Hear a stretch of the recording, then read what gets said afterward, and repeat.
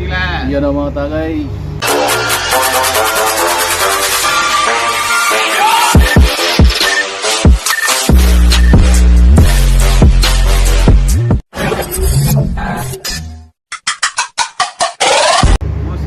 Yan ang mga tagay.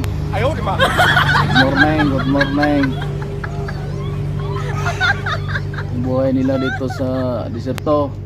Umaga, oh. Kape. Nakapi sila mga katagay. Kape si Jeko, Anna, Kalbo. Yan, oh. Kahit wala silang trabaho, ayan lang. Tuwing umaga, akala mo may mga trabaho, wala naman trabaho. Year daw.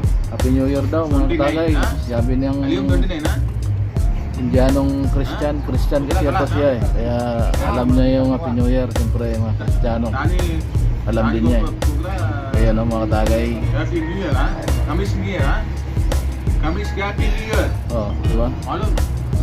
Happy New Year daw mga katagay. Sabi ni Idol. Wednesday, Happy Wednesday. Kaya videohan natin mga katagay. Souvenir. Ano? Ay, wak. Kamis, wak. Huling 29 ng December 2025, may souvenir sila mga tagay sa diserto. Ang sarap buhay nila, oh. May trabaho sana sila, sarap buhay nila eh. Kapi lang yan, pero ang isip niyan sa sahod. 2 buwan nang walang sahod. Yan ang buhay nila mga tagay.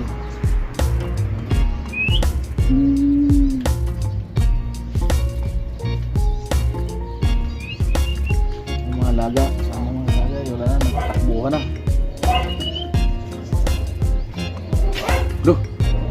Look! Ang tapang, oh. Tapang ng alaga mo. Oh, tapang, oh. Hinabol niya pa talaga. Tapang yung alaga mo na yun.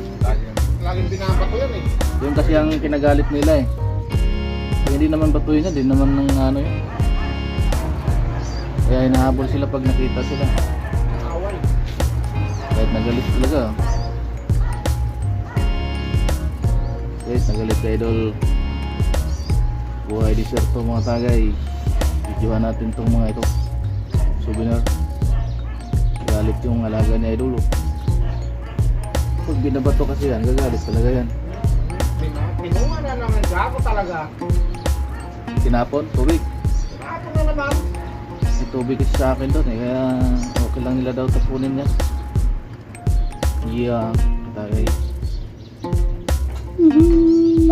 Buhay diserto.